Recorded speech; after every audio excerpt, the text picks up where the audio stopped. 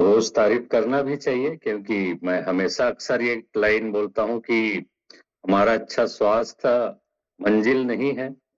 हमारा अच्छा स्वास्थ्य एक रास्ते की तरह है, जिसको बहुत सारे नियम होते हैं और उन नियमों का रोज हमको पालन करना होता है। और ऐसा ही एक नियम है हमारे सुबह की शुरुआत का।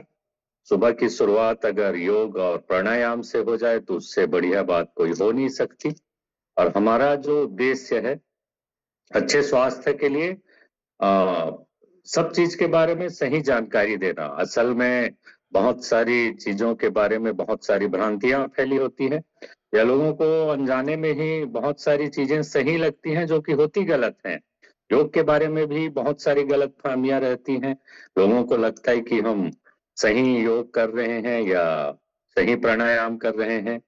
ऐसे ही एक मेरे मित्र थे, अभी इस दुनिया में नहीं है। मैंने बहुत पहले उनको जब उनको कोई बड़ी तकलीफ हुई थी तो मैंने उनको प्राणायाम के लिए बोला था। और वो अक्सर बोलते थे कि आपने जो बताया है उसको कर रहा हूँ ऐसा करके, लेकिन वो गलत तरीके से करते थे। मैंने उनको 15-15 मिनट अनुलोम विलोम और कपालभाति के लिए बोला था, क्योंकि उनको गंभीर बीमारी थी। लेकिन वो 15-15 बार करते थे और उनको लगता था कि मैं योग कर रहा हूँ या प्राणायाम कर रहा हूँ, और इसी अज्ञानता के कारण कहीं ना कहीं उनको वो स्वास्थ्य लाभ नहीं मिल पाया जो योग और प्राणायाम से अक्सर मिला करता है। तो इसी कई सारी ऐसी गलत फहमियां हैं जिसके बारे में लोगों को पता ही नहीं रहता। और योग की जितनी भी भ्रांतियां या गलत फहमियां हैं उसको मिथिलेश सर से बेहतर कोई जान ही नहीं सकता। ये हमारे लिए सौभाग्य की बात है कि हमारे छुरा में मिथिलेश सर जैसे योगाचार्य हैं जो निस्वार्थ रूप से योगा करवाते हैं, योगा सिखाते हैं, और उनको जानकारी भी बहुत ही अच्छी है। तो इसके लिए बहुत बहुत धन्यवाद मिथिलेश सर। ऐसे ही एक जानकारी और है, अक्सर मैं हमारे फिजिकल हेल्थ और मानसिक स्वास्थ्य की मैं बात करता हूँ। और हमारा जो उद्देश्य है, आज हमने अपने ग्रुप का नाम भी चेंज किया है, स्वस्थ भारत स्वस्थ समाज। इसके पीछे का कारण ये था कि हमारे स्वास्थ्य के लिए कोई एक प्रोडक्ट या कोई एक चीज करके हम लोग स्वस्थ हो नहीं सकते। बहुत सारी चीजें हैं, बहुत सारे नियम है, उसका पालन करना होता है। और बहुत सारे लोगों को गलतफहमी थी कि कोई एक प्रोडक्ट हम लोग यूज करें और जिंदगी भर स्वस्थ रहें। ये भी एक बड़ी गलतफहमी थी और उसी को हम लोगों ने दूर करने का प्रयास किया है। बहुत सारी चीजें रहती हैं हमारे अच्छे स्वास्थ्य में। और परसों या संडे को जब मिथिलेश सर आए थे तो उन्होंने फिजिकल क्लास में मेरे को एक सवाल किया था कि लोग बीमार क्यों पड़ते हैं या रोगों का असली कारण क्या होता है। तो खैर मैंने फिजिकल क्लास में तो बता दिया था। मैंने फिजिकल क्लास में तो मैं अक्सर बताते रहता हूँ कि हमारे बीमारियों का मूल कारण क्या है। और मूल कारणों में हमारे खाने पीने की आदतें और हमारा जो प्रकृति के नियम जो हैं उनसे भटकना हमारे स्वास्थ्य को प्रभावित करता है। और इसको ऐसे समझ सकते हैं कि कई लोग बीमार पड़ते हैं और कई लोग बीमार नहीं पड़ते हैं। जो नियम और प्रकृति के नियम का जो ज्यादा पालन करते हैं वो बीमार कम पड़ते हैं, और जो ज्यादा नियम को तोड़ते हैं वो बीमार अक्सर पड़ते हैं। तो ये तो खैर हुई बीमारी की बात। आज मैं बात करूंगा एक ऐसे बीमारी के कारण का। अक्सर जो बड़ी बड़ी बीमारियां होती हैं वो हमारे दिल से चालू नहीं होती या हमारे लिवर से या हमारी किडनी से चालू नहीं होता। ये अक्सर माने या बोला जाए कि 90% केस में ये हमारे आंतों से चालू होता है, जिसको इंग्लिश में हम लोग गट बोलते हैं। गट का नाम अक्सर आप लोगों ने सुना है और मैंने भी कई क्लासें गट हेल्थ के बारे में ली है। तो आज मैं इसी आंतों के स्वास्थ्य के बारे में चर्चा करूंगा कि हमारी आंतें बहुत सारी बीमारियों का कारण है। लगभग 90% जो बीमारियां होती है हमारे शरीर में आंतों से ही होती है। अक्सर हम लोग बोलते हैं कि पेट से चालू होता है, तो वो असल में अगर और डीप में जाए तो आंत ही होता है। आंत से ही हमारी बहुत सारी जो बीमारियां हैं वो चालू होता है। तो आज के क्लास में मैं इसी के स्वास्थ्य के बारे में मैं बात करूंगा कि ये खराब क्यों होती है, इसको ठीक करने के लिए क्या किया जा सकता है। और क्लास के आखिर में मैं एक घरेलू रेमेडी या घरेलू उपाय के बारे में बताऊंगा जो हमारे किचन में ही मिल जाता है और ओवरऑल हमारे आंतों के स्वास्थ्य के लिए बहुत अच्छा है। आंतें असल में खाना पचाने का ही काम नहीं करती हैं। हमारे आंत ये तय करते हैं कि हमारे शरीर को एनर्जी कितनी मिलेगी, या हमारा इम्यून सिस्टम कैसा रहेगा, या हमारे स्किन का कलर, स्किन के का स्वास्थ्य वो कैसा रहेगा, या हमारा मूड या हमारा मानसिक स्वास्थ्य कैसा रहेगा। ये हमारी आंत ही तय करती है, क्योंकि आंत में न केवल ट्रिलियंस में सेल्स होते हैं, बल्कि इसमें 500 मिलियन न्यूरॉन भी रहता है। न्यूरॉन वही न्यूरॉन जो हमारे ब्रेन में बनता है। तो 500 मिलियन की संख्या में हमारे गट में या हमारे आंतों में न्यूरॉन्स भी रहते हैं। इसीलिए वैज्ञानिक लोग गट को सेकेंड ब्रेन बोलते हैं। तो ये हमारे सेकेंड ब्रेन की तरह है, वो अपने आप तय करता है कि हमारा आंतरिक स्वास्थ्य कैसा रहे। और एक और जरूरी बात कि सेरोटोनिन नाम का हार्मोन हमारे गट में ही बनता है, हमारे आंत में ही बनता है। ये वही सेरोटोनिन है जो हैप्पी हार्मोन के नाम से जाना जाता है।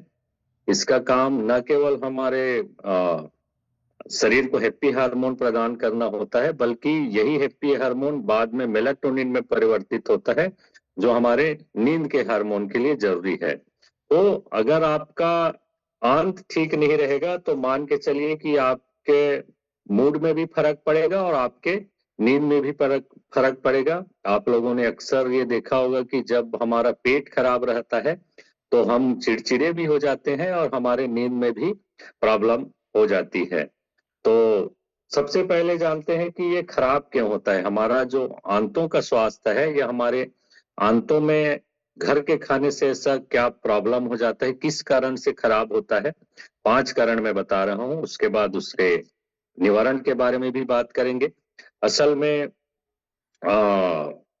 सबसे पहला जो कारण है हमारे आंतों के खराब होने का, वो है प्रोसेस्ड फूड, प्रोसेस्ड और अल्ट्रा प्रोसेस्ड फूड, जिसकी चर्चा चंद्रकांत सर ने कुछ क्लास पहले की थी।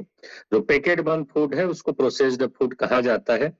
असल में आज से 2 महीना पहले आप सब लोगों ने एक न्यूज सुना होगा कि एक नोएडा की एक 11 साल की बच्ची थी, उसकी जो मौत है वो आंत के फटने से हुई है। और उसका कारण था अति मात्रा में मैगी या इसी टाइप के प्रोसेस्ड फूड का खाना। उस बच्ची को एम्स जैसे हॉस्पिटल में इलाज के दौरान बचाया नहीं जा सका, और उसका मेन कारण प्रोसेस्ड फूड था। और प्रोसेस्ड फूड के कारण ही उसकी जो गट जो थी, जो आंतें थी, वो खराब हो गई थी। तो ये पहला कारण है कि प्रोसेस्ड फूड या पैकेट बंद फूड हमारे आंतों के स्वास्थ्य के लिए बहुत हानिकारक है। दूसरा कारण है ज्यादा मात्रा में मेडिसिन का उपयोग करना, और खासकर पेन किलर और एंटीबायोटिक्स का उपयोग हम लोग जिस बेतहाशे तरीके से कर रहे हैं वो हमारे आंतों के स्वास्थ्य के लिए बहुत हानिकारक है। तीसरा कारण है कि स्ट्रेस, क्रोनिक स्ट्रेस और ओवर थिंकिंग, माने बहुत ज्यादा आज के युग में स्ट्रेस बढ़ा है लोगों के दिमाग में, और बहुत ज्यादा ओवर थिंकिंग की भी प्रॉब्लम हुई है। तो ये कारण भी है हमारे आंतों के स्वास्थ्य को खराब करने के लिए। चौथा कारण है कि पुअर स्लीप और लेट नाइट डिनर। ये अक्सर हो रहा है कि हम लोग की नींद की क्वालिटी या नींद हम लोग कम ले रहे हैं, या देर रात तक जाग रहे हैं, या पूरी नींद नहीं ले रहे हैं। कई और कारण है पूरी नींद नहीं लेने की, लेकिन ये भी अगर हम लोग अच्छी नींद ना लें और लेट नाइट डिनर करें, देर रात्रि का जो भोजन है, वो भी हमारे आंतों को खराब करने के लिए काफी हद तक जिम्मेदार है। और पांचवा कारण है कि सालों से हमारे को एसिडिटी, गैस या कॉन्स्टिपेशन या कब्ज की प्रॉब्लम है। तो वो भी हमारे गट को प्रभावित करते हैं। अब ये जो 5 कारण मैंने जो बताए हैं कि ये हमारे गट को प्रभावित करते हैं, ये करते कैसे हैं? कैसे हमारे आंतों के स्वास्थ्य को खराब करते हैं? असल में जो 5 कारण मैंने बताए, वो करते ये हैं कि जो गट की जो लाइनिंग है, गट की जो अंदरूनी परत है, उसको हानि पहुँचाते हैं, उसको डैमेज करते हैं, उसको नुकसान पहुँचाते हैं। और जब हमारे आंतों की जो आंतरिक परत है, जिसको गट लाइनिंग बोला जाता है, वो डैमेज हो जाती है, तो उससे जो टॉक्सिन निकलता है, वो टॉक्सिन हमारे खून में घुलने लगता है और इसी को डॉक्टरी भाषा में लीकी गट बोलते हैं। कई बार आप लोगों ने सुना होगा या आपके रिपोर्ट में अगर लीकी गट आ रहा है, तो आप मान के चलिए कि आपके आंतों में डैमेज हो चुका है और उस आंतों से टॉक्सिन जो है वो आपके ब्लड में मिल रहा है। और आंतों की लंबाई आश्चर्यजनक रूप से 8 मीटर होता है और इस 8 मीटर की गट लाइनिंग में अगर कोई डैमेज है तो बहुत सारे जो टॉक्सिन है वो आ, आपके ब्लड में जाएंगे और लीकी गट के कारण आपके शरीर को हानि पहुंचाएंगे। अब ये तो हुई कारण और कैसे होता है ये। अब आते हैं असली मुद्दे पर कि निवारण कैसे किया जाए। क्या हम लोग ऐसा करें कि हमारे जो गट का स्वास्थ्य है या आंतों की स्वास्थ्य है वो अच्छा रहे, हम लोग स्वस्थ रहें, हमारी इम्यून बेहतर रहे, हमारी स्किन का कलर ग्लो करता रहे, या हमारा मूड स्विंग ना हो, या हमें एनर्जी या थकान माने थकान की महसूस ना हो। तो इसके लिए क्या करें कि हमारा गट हेल्दी रहे। तो इसके लिए सबसे पहला चीज है फाइबर। फाइबर वो चीज है जो हमारे गट के लिए बहुत अच्छा है।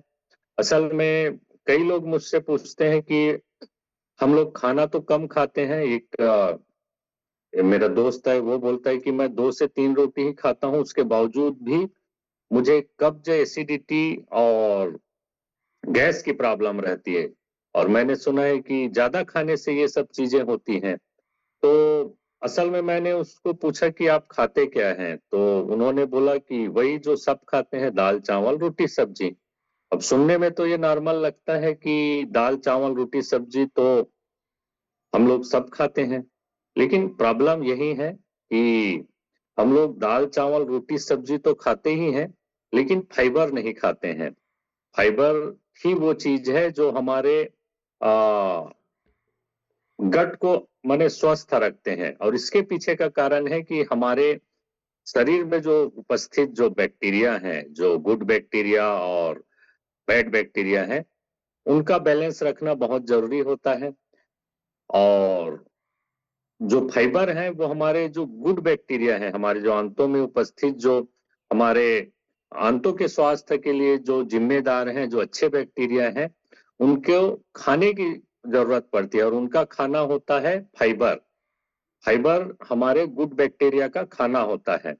अब इसको ऐसे समझिए कि हमारे आंतों में गुड बैक्टीरिया और बैड बैक्टीरिया कैसे रहते हैं, इससे भी ज्यादा जरूरी बात यह है कि अगर हमारे शरीर में बैड बैक्टीरिया की संख्या ज्यादा हुई, हमारे आंतों में बैड बैक्टीरिया की संख्या बढ़ी, तो आप बीमार रहेंगे, और गुड बैक्टीरिया की संख्या अच्छी रही तो आप स्वस्थ रहेंगे। इसको एक उदाहरण से समझिए कि जैसे आपके शहर में कई अच्छे लोग भी होंगे और कई बदमाश किस्म के भी लोग होंगे जो हिंसा फैलाते हैं या कई किस्म के गलत काम करते हैं। तो आपके शहर का विकास तब होगा जब अच्छे लोगों की संख्या ज्यादा होगी, आपका शहर विकसित होगा, सुंदर होगा। और अगर बुरे लोग की संख्या ज्यादा है, चोर, बदमाश, उचक्के लोग आपके शहर में, आपके मोहल्ले में ज्यादा है, तो आपके शहर का विकास हो ही नहीं सकता। तो इसी को आप अपने पेट से रिलेट कीजिए कि आपके पेट में या आंतों में अगर गुड बैक्टीरिया की संख्या ज्यादा है, तो मान के चलिए कि आपके पेट को स्वास्थ्य बहुत ही अच्छा रहेगा। तो ये तो हुआ पहला इलाज जिससे हम अपने गट को या आंत को ठीक रख सकते हैं। दूसरा, आप प्रोबायोटिक ले सकते हैं। अब प्रोबायोटिक क्या है? प्रोबायोटिक माने एक जीवित बैक्टीरिया होता है जो हमारे शरीर में या हमारे आंतों के स्वास्थ्य के लिए जिम्मेदार है। इसको भी अगर एक उदाहरण से समझिए कि जो गुड बैक्टीरिया है उसको मान के चलिए कि जैसे कोई युद्ध चल रहा हो और सैनिक की जरूरत पड़ी तो हम उस सैनिक को एयरफोर्स के माध्यम से डायरेक्ट वहां पे भेज दें। तो इसी तरह का काम हमारा प्रोबायोटिक जो है वो करता है।